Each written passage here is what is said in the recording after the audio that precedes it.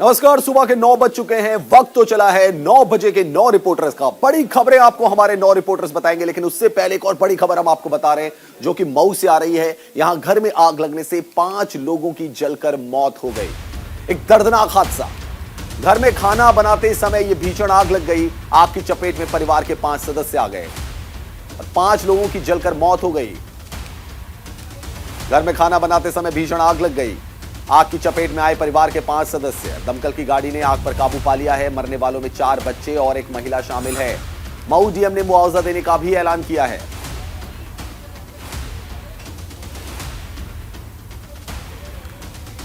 तो मऊ से बड़ी खबर हम आपको बता रहे हैं, जहां घर में आग लगने से 5 सदस्यों की जलकर मौत हो गई परिवार के, जिसमें 4 बच्चे भी शामिल हैं। घर में खाना बनाते समय यह भीषण आग लग गई। हालांकि आग पर अब काबू पा लिया गया है, लेकिन 5 जिंदगियां खत्म हो गई। बेहद ही दर्दनाक हादसा मऊ का। रात लगभग 9 बजे सूचना प्राप्त हुई कि गांव में एक मड़ई में आग लग गई है और कुछ लोगों की मृत्यु हो गई है। तत्काल मेरे द्वारा कप्तान साहब द्वारा यहाँ पर इसका स्थलीय निरीक्षण किया गया है और इसमें मेडिकल टीम, हमारी फायर ब्रिगेड टीम, सबको यहाँ पर बुलाया गया। मौके पर जाने पर ज्ञात हुआ कि प्रथम दृष्टया जो चूल्हे की वजह से ये आग लगी है और इसमें जो परिवार के 5 सदस्य थे उनकी डेथ यहाँ पे हुई है। तत्काल यहाँ पे हमारी जो राहत की टीम है उनको यहाँ भेजा गया है और जो दैवीय आपदा के अंतर्गत उनको जो सहायता राशि दी जा सकती है उसकी भी गणना की गई है। प्रति पर्सन के हिसाब से इसमें 4 लाख की जो अनुबंध धनराशि है उसको हिसाब से इनको जो सहायता होगी उसकी कार्रवाई इसमें की जा रही है। इसके अतिरिक्त जो अधिक अग्रिम जो विधिक कार्रवाई है वो भी इसमें की जा रही है। तो बड़ी खबर हमने आपको बताई, जिसमें आग की वजह से एक घर के 5 सदस्यों की मौत हो गई। 4 बच्चे भी इसमें शामिल रहे। चलिए अब आपको बताते हैं 9 बजे के 9 बड़े रिपोर्टर्स जो कि ये खबरें लेकर आ रहे हैं आपके लिए। बड़ी खबरें हम आपको बता रहे हैं, 9 खबरें हम आपको बताएंगे। हमारे जो सहयोगी, हमारे जो संवाददाता हैं वो देश के चप्पे चप्पे पर मौजूद है और आपको बड़ी खबर दे रहे हैं। दीपांकर गुप्ता जम्मू से हमारे साथ सीधे जुड़ेंगे। जम्मू में आज सुरक्षा बलों ने 3 आतंकियों को मार गिराया, उसकी खबर हमको देंगे। नमित त्यागी हमारे साथ जुड़ रहे हैं दिल्ली से। रवि श्राफ भी हमारे साथ जुड़ेंगे दिल्ली से। पीयूष शुक्ला भी दिल्ली से हमारे साथ मौजूद रहेंगे। दीपक चौबे भी हमारे साथ दिल्ली से जुड़ेंगे। दीपक चावला जयपुर से, क्योंकि आज अधिवेशन है कांग्रेस का, 138वां स्थापना दिवस है, उसकी खबर हमें देंगे। अली शरर भी हमें बड़ी खबर आज देने वाले हैं। सजीव राय पटना से हमारे साथ जुड़ेंगे और राजीव तिवारी हमारे साथ होंगे दिल्ली से मौजूद। ये 9 रिपोर्टर्स हमें 9 बजे की 9 बड़ी खबरें देंगे। सबसे बड़ी खबर आपको बताते हैं, जम्मू से इस वक्त की बड़ी खबर आ रही है।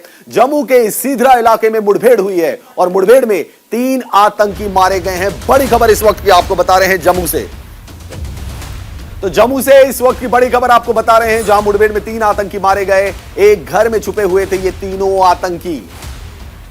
जम्मू के सीधरा से बड़ी खबर आपको बता रहे हैं, मुठभेड़ में 3 आतंकी मारे गए। सुरक्षा बलों को जैसे ही इनका पता लगा, घेराबंदी सुरक्षा बलों ने वहां पे की और फिर इन 3 आतंकवादियों को मार गिराया। घर में छुपे हुए थे ये तीनों आतंकी।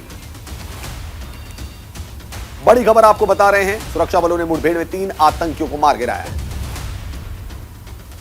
जम्मू के सीधरा इलाके की यह घटना है।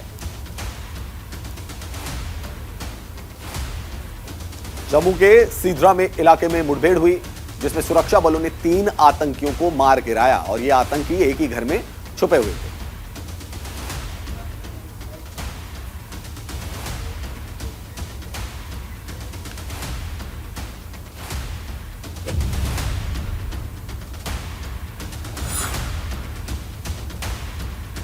तो एक घर में छुपे हुए थे तीनों आतंकी और लगातार सुरक्षा बलों की तरफ से सर्च ऑपरेशन यहां पे चलाया जा रहा है, जिसमें आतंकियों को ढूंढ कर उनको ठिकाने लगाया जाता है। जीरो टेररिज्म पॉलिसी के तहत, जिसे ऑपरेशन ऑल आउट कहते हैं। दीपांकर गुप्ता जम्मू से हमारे सहयोगी हमारे साथ जुड़ चुके हैं। दीपांकर, किस तरीके से इस एनकाउंटर को अंजाम दिया गया? जी हाँ, बिल्कुल। सुबह सुबह हम आपको बताएं, लगभग 7 बजे के करीब एक ट्रक जो है वो जम्मू के बाहरी इलाके, जो बाईपास का नेशनल हाईवे है, जो जम्मू से पठानकोट से जम्मू और फिर श्रीनगर की तरफ जाता है, इस यहाँ पर एक ट्रक की मूवमेंट को रोका गया और जब ड्राइवर से पूछा गया कि क्या है ट्रक में, तो वो तुरंत नीचे उतरा। उसने कहा मुझे बाथरूम जाना है। वो बाथरूम जाने के बहाने यहाँ से भाग खड़ा हुआ, जिसके बाद सुरक्षा बलों ने पूरा जो ट्रक है उसे जैसे ही सर्च करने की कोशिश की, अंदर से फायरिंग खोल दी गई। ये भी बताया जाता है कि अंदर जो 3 आतंकी छुपे थे उन्होंने 5 से 7 ग्रेनेड सुरक्षा बलों पे फेंके, लेकिन प्रोएक्टिव जो हमारे सुरक्षा बल थे उन्होंने तुरंत पोजीशन ली और वहां पे काफी भारी फायरिंग जो है वो हुई है। लगभग 20 से 25 मिनट और रुक रुक के उसके बाद फायरिंग होती रही। ये वहां से उतर कर भाग गए। सुरक्षा बल पास में एक घर था और उस घर में काफी देर तक एनकाउंटर चला, जिसके बाद तीनों आतंकियों को मार गिराया गया है। कहां से आए हैं, संभवतः जिस तरह पहले भी आपने देखा होगा कि हीरानगर और कठुआ के इलाके से ये लोग इन्फिल्ट्रेट पाकिस्तान इनको करवाता है और करवाने के बाद इन्हें कश्मीर ले जाने की कोशिश करता है। कहीं ना कहीं बड़ी कामयाबी जरूर जम्मू में मिली है। अभी की अगर हम आपको बात बताएं, पूरा हाईवे और पूरा, क्योंकि जम्मू शहर का सटा हुआ इलाका है, ट्रैफिक मूवमेंट रोक दी गई है, सर्च ऑपरेशन चल रहा है और ऐसे में ये देखा जा रहा है कि क्या कोई और आतंकी कहीं छुपा हुआ है या नहीं छुपा हुआ है।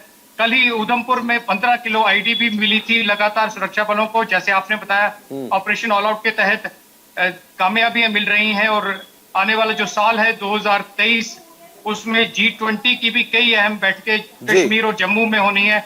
दीपांकर, ये जो आतंकवादी थे आपने बताया घर पे छुप गए थे, तो इनकी तरफ से भी क्या फायरिंग की गई सुरक्षा बलों पर? निश्चित तौर पे इन्होंने पूरी कोशिश की लगातार। जी, दीपांकर गुप्ता हमारे संवाददाता हमें जानकारी दे रहे थे कि मुठभेड़ में 3 आतंकियों को मार गिराया। जी दीपक। जी दीपांकर। जी, हम आपको ये भी जरूर बताना चाहते हैं कि यही सितरा का इलाका है जहां पर कुछ दिन पहले आतंकियों ने एक ग्रेनेड फेंका था पुलिस पोस्ट पर। इसके अलावा ये भी हम आपको बताएं कि जम्मू श्रीनगर हाईवे पर नगरोटा का इलाका, हमारा जो बन टोल प्लाजा है जजर कोटली में, लगातार ये कोशिश रहती है कि जो हीरानगर कठुआ का इंटरनेशनल बॉर्डर है वहां से नदी नालों से इन्फिल्ट्रेट करवाया जाता है और ट्रकों में छुपाकर आतंकियों को कश्मीर घाटी पहुंचाने की कोशिश लगातार जो इनके यहाँ पे हैंडलर्स हैं वो करते हैं। लेकिन तारीफ करनी होगी हमारे सुरक्षा बलों की, वो दिन रात सचेत हैं, हाईवे पर हमारे जवान खड़े हुए हैं और यही वजह है कि आरोपी पार्टी, जो सुबह रोड ओपनिंग पार्टी जिसे कहा जाता है, उसने इस ट्रक को रोका था और ये 3 आतंकी मारे गए। जी दीपांकर, बहुत शुक्रिया आपका तमाम जानकारी देने के लिए। हमारे सहयोगी दीपांकर हमें जानकारी दे रहे थे, जम्मू में सुरक्षा बलों ने 3 आतंकवादियों को ढेर कर दिया है। चलिए बढ़ते अगली खबर की तरफ। दिल्ली एनसीआर में ठंडी हवाओं का सितम लोगों को झेलना पड़ रहा है। पंजाब हरियाणा में भी शीतलहर से ठिठुरन देखने को मिल रही है। तो दिल्ली एनसीआर में ठंडी हवाओं का सितम देखने को मिल रहा है। पंजाब और हरियाणा की अगर बात करें, यानी कि नॉर्दर्न पार्ट की बात करें भारत के, तो वहां पे शीतलहर से ठिठुरन है। अगले 3 दिन तक कोहरे का मौसम रहेगा। मौसम विभाग का भी अनुमान है नए साल पर कई जगह बारिश के भी आसार हैं।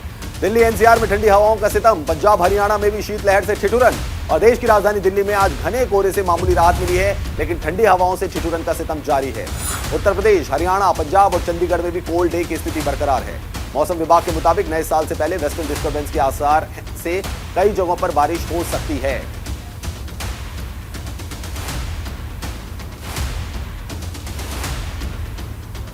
नए साल पर भी कई जगह पे बारिश के आसार हैं। दिल्ली एनसीआर में लगातार ठंड बढ़ती जा रही है। ठंडी हवाओं का सितम यहां पे देखने को मिल रहा है। नॉर्दर्न इंडिया की अगर बात की जाए, उत्तर भारत की भी अगर बात की जाए, पंजाब हरियाणा, वहां पर भी शीतलहर का प्रकोप देखने को मिल रहा है। नमित त्यागी हमारे सहयोगी हमारे साथ जुड़ गए हैं। नमित, ये जो शीतलहर है और जो ठंडी हवाएं चल रही है दिल्ली एनसीआर में, किस तरीके से लोगों की परेशानी बढ़ा रही है? आज थोड़ी सी राहत की खबर ये है कि कल जो दिल्ली का न्यूनतम तापमान था वो 6 डिग्री तक चला गया था, लेकिन आज मौसम विभाग ने कहा है कि न्यूनतम तापमान 7 डिग्री और मैक्सिमम तापमान 18 डिग्री तक दिल्ली का रहेगा। और इसमें एक अच्छी बात यह है कि आज 9 बजे ही है और 9 बजे के बाद ही सूर्य देवता ने अपने दर्शन दे दिए हैं। कल हमने देखा था कि तकरीबन 11 बजे के बाद जो है सूर्य देवता ने दर्शन दिए थे।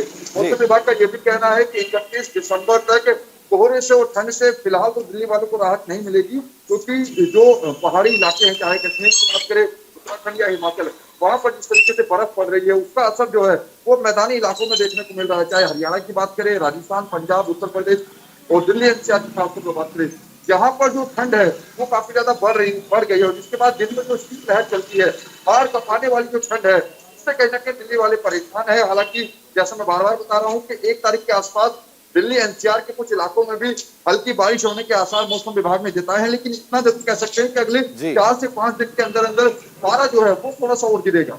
नमित, ऐसे में तो जो लोग पार्टी की सोच रहे होंगे कि 31 दिसंबर को हम पार्टी करें, एंजॉय करें, लोग बाहर भी जाते हैं, उनकी पार्टी में भी खलल पड़ सकता है अगर बारिश की संभावना जो है वो जताई है मौसम विभाग ने। देखिए रवीश, इसमें कोई दो राय नहीं, क्योंकि न्यू ईयर के आसपास अगर मौसम विभाग ने कहा है कि बारिश आ सकती है, तो जो लोग न्यू ईयर का प्लान कर रहे हैं, चाहे आउटसाइड दिल्ली की बात करें या फिर दिल्ली के अंदर भी जो लोग न्यू ईयर पार्टी का प्लान कर रहे हैं, उनको थोड़ा सा मुसीबत हो सकती है, क्योंकि 31 दिसंबर और 1 तारीख के आसपास मौसम विभाग ने कहा है कि बारिश हो सकती है। इसके अलावा जो फॉगिंग है वो काफी ज्यादा जी। बढ़ेगी। शाम के वक्त हम देखते हैं कि 6 बजे के बाद ही जैसे अंधेरा होता है तो कोहरा जो है वो काफी ज्यादा आ जाता है। ऐसे में लोग अगर अपने घरों से निकल रहे हैं तो थोड़ा सोच समझ के निकले, क्योंकि सड़कों पर कोहरा काफी ज्यादा है, इसमें एक्सीडेंट की संभावनाएं काफी ज्यादा बढ़ जाती है। चाहे आप सुबह के वक्त निकल रहे हैं या फिर इवनिंग में 6 बजे के बाद निकल रहे हैं, तो तमाम संभावनाओं को देखते हुए मौसम विभाग से कल भी मेरी बात अधिकारियों से, उनका ये कहना है कि 10 जनवरी तक इसी तरीके की ठंड पड़ेगी। पारा जो है वो और ज्यादा नीचे जाएगा, क्योंकि रवीश जो पहाड़ी इलाके हैं वहां पर लगातार बर्फबारी हो रही है। कल हमने देखा कि गुलमर्ग के अंदर देर शाम बर्फबारी हुई, उसका असर जो है वो निचले इलाकों में अब देखने को मिल रहा है। जी नमित, बहुत शुक्रिया आपका तमाम जानकारी देने के लिए। नमित त्यागी हमारे संवाददाता हमें तमाम जानकारी दे रहे थे, मौसम के अलर्ट के बारे में भी बता रहे थे। आज कांग्रेस के लिए बड़ा दिन है, क्योंकि कांग्रेस का 138वां स्थापना दिवस है आज। जी हां, कांग्रेस के लिए आज बड़ा दिवस है और कांग्रेस क्या कुछ करने वाली है भी हम आपको बता रहे हैं। एआईसीसी दफ्तर, जो कि ऑल इंडिया कांग्रेस कमेटी का दफ्तर है, वहां पे ध्वजारोहण करेंगे जो अध्यक्ष है मल्लिकार्जुन खड़गे, इसी साल जिनको अध्यक्ष बनाया गया था मल्लिकार्जुन खड़गे, वो इस ध्वजारोहण करेंगे। देश भर में धूमधाम से स्थापना दिवस मनाने की तैयारी कांग्रेस के कार्यकर्ता, कांग्रेस के समर्थक कर रहे हैं। तस्वीरें आपको दिखा रहे हैं 24 अकबर रोड की। राज्य में वार्ड से शहर तक बनाया जाएगा स्थापना दिवस, यानी कि वार्ड से लेकर शहर तक, छोटे शहरों तक, गांवों तक, हर जगह कांग्रेस के जो कार्यकर्ता हैं आज वो स्थापना दिवस मनाएंगे।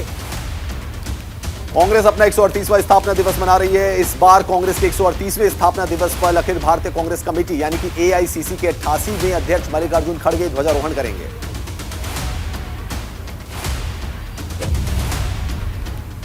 रवि श्राफ हमारे सहयोगी इस खबर पर हमारे साथ सीधे जुड़ रहे हैं, सीधा रुख करते हैं रवि का। रवि, क्या कुछ कार्यक्रम आज रहने वाला है कांग्रेस मुख्यालय में?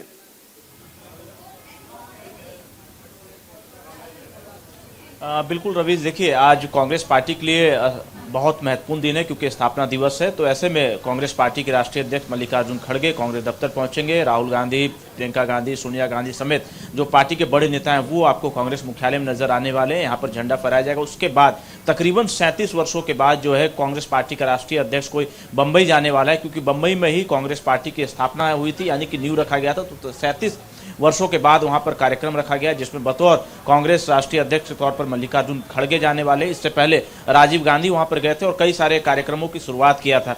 तो ऐसे में आज कई सारे कार्यक्रम मुंबई में भी है। यहाँ पर ध्वजारोहण करने के बाद मल्लिकार्जुन खड़गे जो हैं बंबई के लिए रवाना होंगे। वहां पे कई सारे कार्यक्रम रखे गए हैं, उन कार्यक्रमों में शिरकत करेंगे और पूरे देश भर में कांग्रेस मुख्यालय में आज झंडा फहराया जाएगा और कार्यक्रम मनाए जाएंगे। तो इसी के तहत जो है कांग्रेस मुख्यालय एआईसीसी में भी कार्यक्रम रखा गया है और पार्टी के जो बड़े नेता हैं वो कांग्रेस मुख्यालय पहुंचने वाले हैं।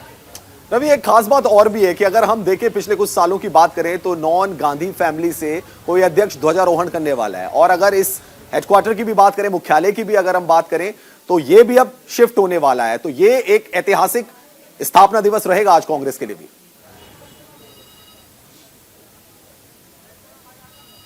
हाँ, बिल्कुल कहा जा सकता है, क्योंकि देखिए तकरीबन 23 वर्षों के बाद जो है गैर गांधी परिवार से कोई निकल कर आया है जो राष्ट्रीय अध्यक्ष बना है। और उसके बाद आज एक महत्वपूर्ण कार्यक्रम, क्योंकि पार्टी अध्यक्ष बनने के बाद पहली बार मल्लिकार्जुन खड़गे जो है झंडा फहराने वाले हैं।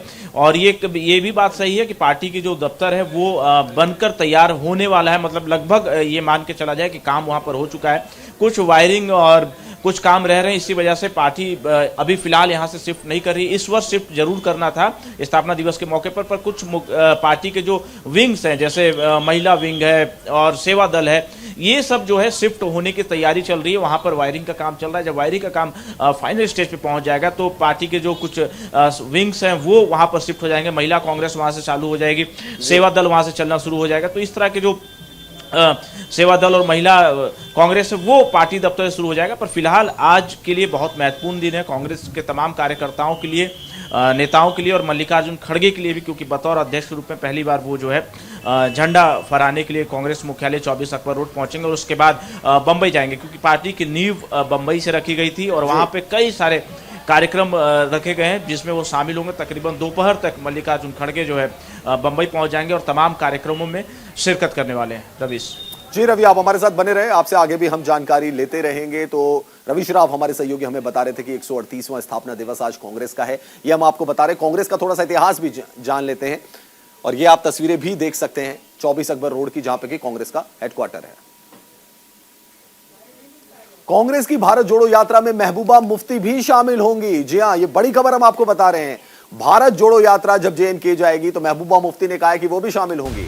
राहुल गांधी की तरफ से पीडीपी चीफ को न्योता दिया गया था, तो कांग्रेस की भारत जोड़ो यात्रा में महबूबा मुफ्ती भी शामिल होंगी। राहुल गांधी की तरफ से पीडीपी चीफ को न्योता दिया गया था, महबूबा मुफ्ती ने इसे स्वीकार कर लिया है। कांग्रेस का निमंत्रण बेहतर भारत के लिए है, राहुल का साथ दूंगी महबूबा मुफ्ती कह रही हैं। श्रीनगर के लाल चौक पर खत्म होगी भारत जोड़ो यात्रा और महबूबा मुफ्ती ने भी कहा है कि वो भी भारत जोड़ो यात्रा में शामिल होंगी। राहुल गांधी की तरफ से उनको निमंत्रण गया था, जिसको महबूबा मुफ्ती ने स्वीकार कर लिया है। रवि श्राफ हमारे सहयोगी लगातार हमारे साथ जुड़े हुए हैं। इस वक्त कांग्रेस हेडक्वार्टर पर रवि श्राफ मौजूद हैं, सीधा उनके पास चलते हैं। रवि, एक तरीके से देखा जाए तो राजनीतिक तौर पर एक बड़ा समर्थन यहां पे मिला है भारत जोड़ो यात्रा को, क्योंकि महबूबा मुफ्ती शामिल होंगी और सबसे बड़ी बात यह भी है कि जेएनके में ही खत्म होना है, क्योंकि भारत जोड़ो यात्रा को।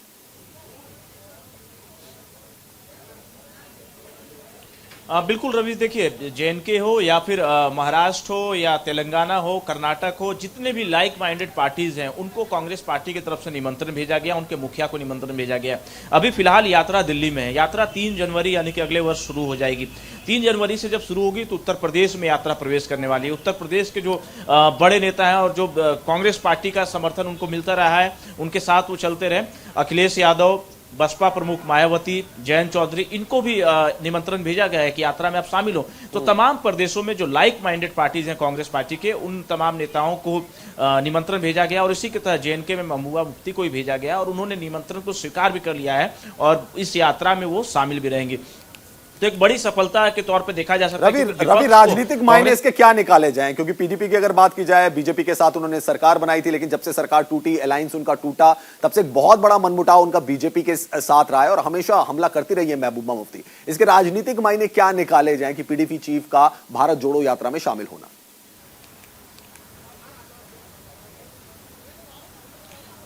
रवीश, देखिए बिल्कुल साफ है, एक गठजोड़ करने की कोशिश की जा रही है और एक बड़ा गठबंधन बनाने की भी कोशिश की जा रही है। यही कवायद कांग्रेस पार्टी की है कि संगठन से लेकर गठबंधन तक राजनीतिक दलों तक कैसे दस्तक दिया जाए, कैसे पहुंचा जाए। तो रीजनल जितनी भी पार्टीज हैं उनको भी एकजुट करने के लिए कांग्रेस पार्टी जुड़ी है। इसी बाबत जो है तमाम विपक्षी पार्टी को, नेताओं को निमंत्रण भेजा रहा है ताकि वो राहुल गांधी के साथ यात्रा में शामिल हो और जरूरत पड़ रहा है तो राहुल गांधी फोन करके भी निमंत्रण दे रहे हैं कि आप आइए, मैं आपके प्रदेश में हूं, आप मेरी यात्रा में शामिल होइए।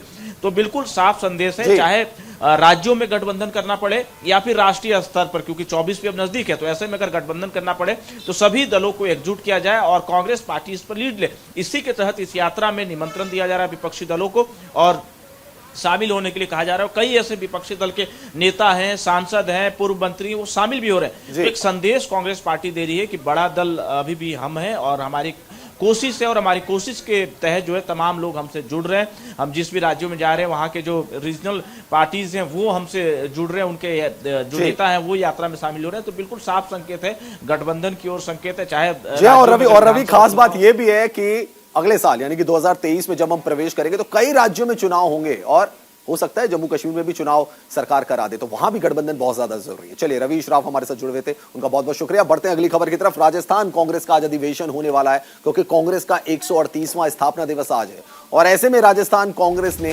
एक अधिवेशन को आयोजित किया है। कांग्रेस प्रदेश अध्यक्ष की मौजूदगी में यह अधिवेशन होगा। कांग्रेस का 138वां स्थापना दिवस आज है और ऐसे में राजस्थान कांग्रेस ने एक अधिवेशन का आयोजन किया है। गोविंद सिंह डोटासरा की मौजूदगी में इस अधिवेशन का आयोजन किया जाएगा। सीएम अशोक गहलोत भी अधिवेशन में शामिल रहेंगे। राजस्थान प्रभारी सुखजिंदर सिंह रंधावा भी इसमें मौजूद रहेंगे। मंत्रिमंडल के सदस्य और विधायक भी इसमें हिस्सा लेंगे। कांग्रेस के 138वें स्थापना दिवस के मौके पर राजस्थान प्रदेश कांग्रेस कमेटी की ओर से जयपुर के बिरला ऑडिटोरियम में एक अधिवेशन का आयोजन किया जा रहा है। बताया जा रहा है कि अधिवेशन में प्रदेश अध्यक्ष गोविंद सिंह डोटासरा की अध्यक्षता में यह अधिवेशन चलेगा।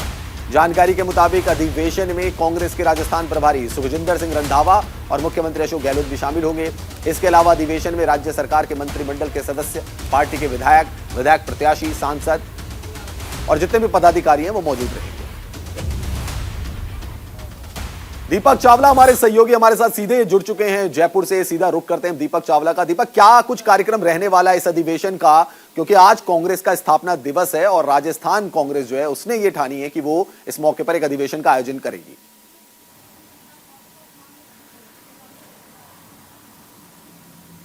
देखिए, बिल्कुल धूमधाम से राजस्थान में स्थापना दिवस जो है वो बनाया जा रहा है और उसके ठीक बाद में एक अधिवेशन होगा, एक दिन का होगा, बिरला ऑडिटोरियम में हो रहा है। और ये इसलिए महत्वपूर्ण है क्योंकि प्रभारी जो रंधावा है वो जयपुर आए हैं, गोविंद सिंह डोटासरा के नेतृत्व में होगा। इसके अलावा मुख्यमंत्री अशोक गहलोत भी इसमें शामिल है। देखिए, बजट आने वाला है तो बजट से मुख्यमंत्री अशोक गहलोत का ये कह सकते हैं कि एक ड्रीम बजट है। आने वाले सालों में चुनाव है, एक साल में, तो चुनाव से पहले ये बजट बहुत महत्वपूर्ण है। तो सभी लोगों की यहाँ पर राय ली जाएगी, सभी मंत्री, सभी विधायक के प्रत्याशी, सभी को यहाँ पर, सभी नेताओं को यहाँ पर बुलाया गया, उनकी राय ली जाएगी। एक बात तो ये भी है, बजट पर राय लेगी। और दूसरी बात ये भी है कि एकजुटता का यहाँ पर संदेश दिया जाएगा, क्योंकि अभी भारत जोड़ो यात्रा जब आई थी राजस्थान में तो सचिन पायलट और मुख्यमंत्री अशोक गहलोत दोनों एक साथ चल रहे थे। इससे पहले दोनों कभी साथ नहीं चल रहे थे। तो वो एकजुटता आने वाले चुनाव में कायम रहे, इसलिए शायद जो है ये अधिवेशन जो है बुलाया गया। इससे पहले अभी 2 दिन पहले हरीश चौधरी ने एक बयान दिया था मुख्यमंत्री के खिलाफ। तो लगातार मुख्यमंत्री अशोक गहलोत के खिलाफ बयानबाजी हो रही है। सब जानते हैं सचिन पायलट और मुख्यमंत्री अशोक गहलोत की नाराजगी कैसी है। तो अधिवेशन के माध्यम से ये संदेश दिया जाएगा कि सारे नेता एक जाजम पर बैठेंगे, एक साथ बैठेंगे और सभी में एकता है। और यहाँ से कई महत्वपूर्ण विषय पर चर्चा होगी, जिसमें दीपक क्या इसको ये माना जाए, क्योंकि अगले साल चुनाव भी होंगे, तो ये माना जाए इसको कि यहां से काउंटडाउन शुरू हो रहा है, उल्टी गिनती शुरू हो रही है चुनाव की, और यहां से एक रोड मैप तैयार हो जाएगा कि किस तरीके से चुनाव में जाना है कांग्रेस पार्टी को?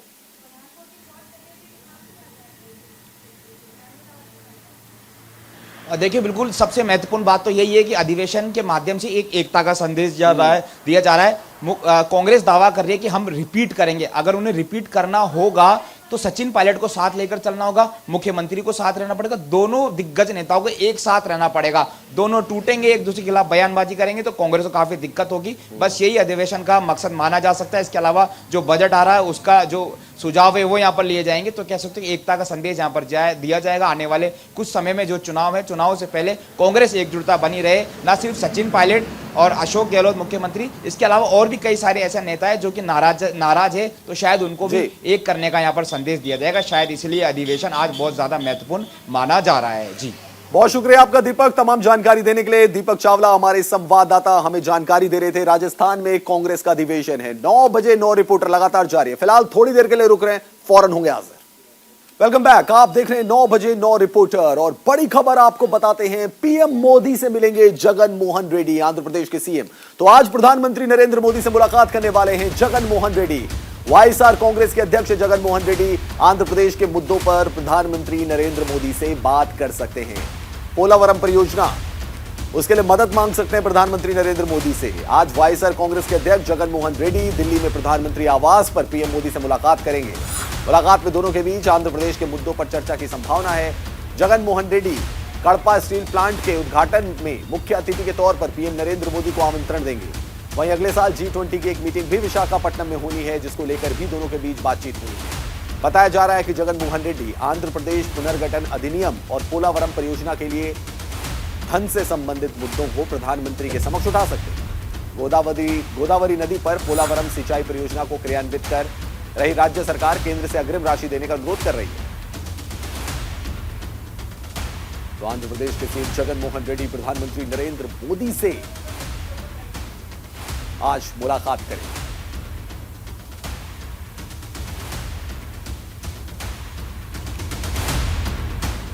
पीयूष शुक्ला हमारे सहयोगी हमारे साथ जुड़ चुके हैं इस खबर पर। सीधा रुख करते हैं पीयूष का। पीयूष, क्या अहम मुद्दे वो हो सकते हैं जिसको लेकर जगन मोहन रेड्डी आज बातचीत करेंगे प्रधानमंत्री नरेंद्र मोदी से?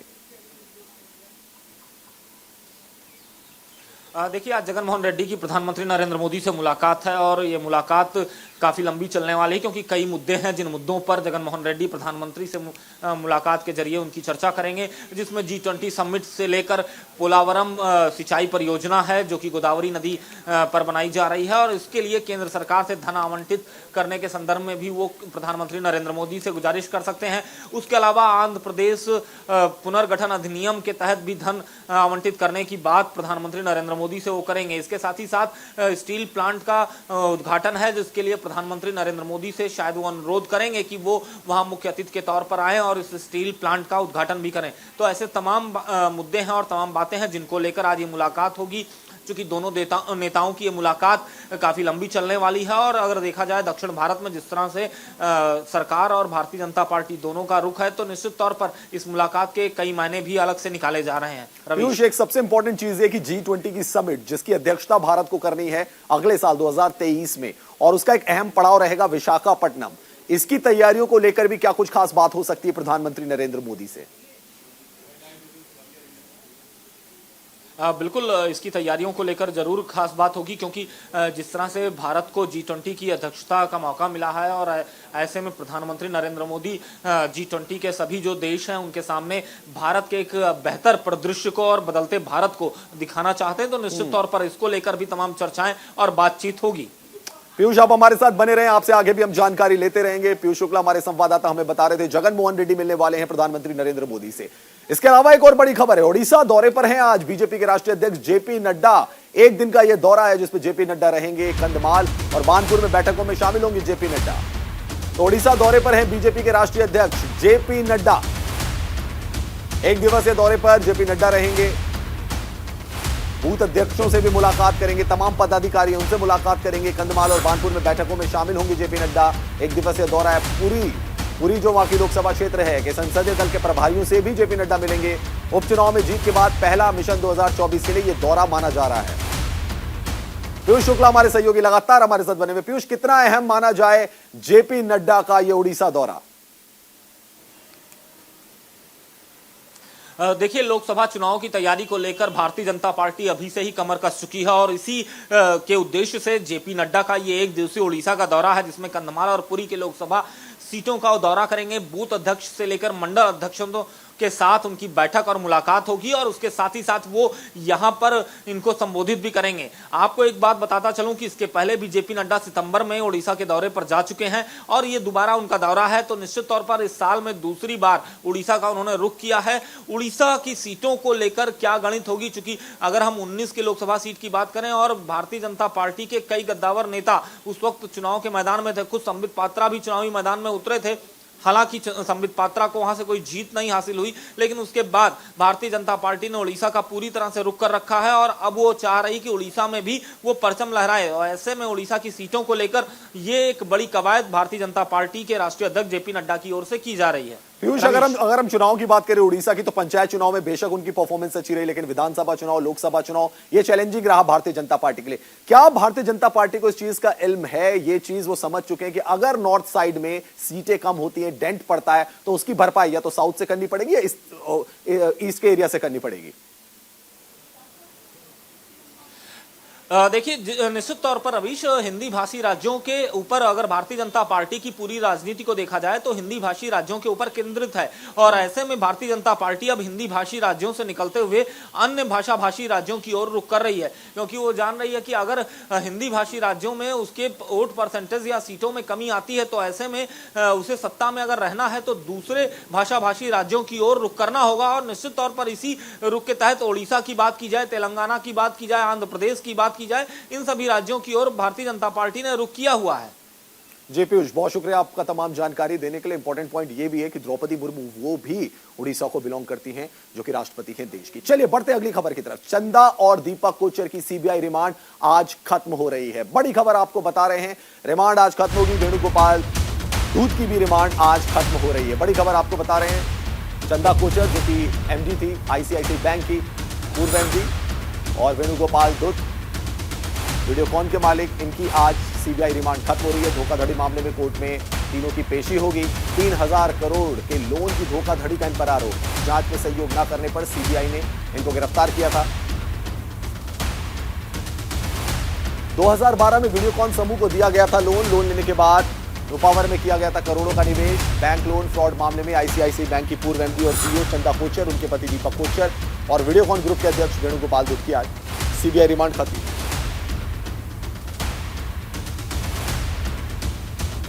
अली शरर हमारे सहयोगी हमारे साथ सीधे जुड़ चुके हैं। अली, सीबीआई रिमांड खत्म हो रही है, ऐसे में अब ये केस कहां जाएगा, कैसे जाएगा? देखिए रवीश, बिल्कुल आपको बता दें, साल 2009 से साल 2011 के बीच में जब एमडी और सीईओ रही थी चंदा कोचर, उस समय उन्होंने अपने दीपक कोचर के साथ मिलकर वीडियोकॉन ग्रुप के जो संस्थापक हैं उनको करीब 3,000 करोड़ का लोन दिया था, जिसका कहीं कोई जिक्र नहीं था। इस पूरे मामले में मनी लॉन्ड्रिंग का एंगल देखते हुए सीबीआई ने हस्तक्षेप किया, जिसके बाद 4 दिन की रिमांड पर सीबीआई के अंडर में ही थे। यानी कि आज सीबीआई की जो रिमांड है वो खत्म होने जा रही है, जिसके बाद कई सारे महत्वपूर्ण खुलासे हो सकते हैं। रवीश अली, लेकिन ये एक तरीके से राहत रहेगी, क्योंकि दीपक कोचर की बात की जाए या चंदा कोचर की बात की जाए, रिमांड खत्म हो रही है, तो ये कहा जा सकता है कि इनको फौरी तौर पर राहत मिल रही है। बिल्कुल, देखिए फौरी तौर से राहत मिल रही है, लेकिन 3,000 करोड़ का पूरा मामला है। 3,000 करोड़ इतने समय में कहाँ दिए, इसका कोई जिक्र नहीं है। लोन के नाम पर ये पैसा का जिक्र किया गया था आईसीआई ग्रुप में, लेकिन उसका पैसे का कहीं कोई अभी तक वापसी आने का कहीं कोई निशान नहीं मिल पा रहा। तो इसको देखते हुए लग सकता है कि आगे मुश्किलें बढ़ सकती हैं। चलिए, बहुत शुक्रिया तमाम जानकारी देने के लिए। हरीश शेरर हमें जानकारी दे रहे थे। सीबीआई रिमांड आज खत्म हो रही है चंदा कोचर, दीपक कोचर की, और कोर्ट में पेशी आज इनकी होगी। अब बात बिहार की करते हैं। बिहार में निकाय में दूसरे चरण की आज वोटिंग है। फर्स्ट फेज की वोटिंग हो चुकी है, दूसरे फेज की आज वोटिंग होगी और 30 दिसंबर को रिजल्ट अनाउंस किए जाएंगे। तो बड़ी खबर आपको बता रहे हैं, बिहार में निकाय चुनाव के दूसरे चरण की वोटिंग है। 68 नगर निकायों पर यह वोटिंग हो रही है। 2 नगर परिषद और 49 नगर पंचायतों में वोटिंग होगी। 1,665 पदों के लिए, यानी कि 1,665 पदों के लिए वोटिंग हो रही है। 11,884 प्रत्याशी अपनी किस्मत आजमा रहे हैं। 30 दिसंबर को वोटिंग की गिनती शुरू होगी। बिहार में आज दूसरे चरण का मतदान हो रहा है और इस चरण में 68 नगर निकायों में मतदान हो रहा है।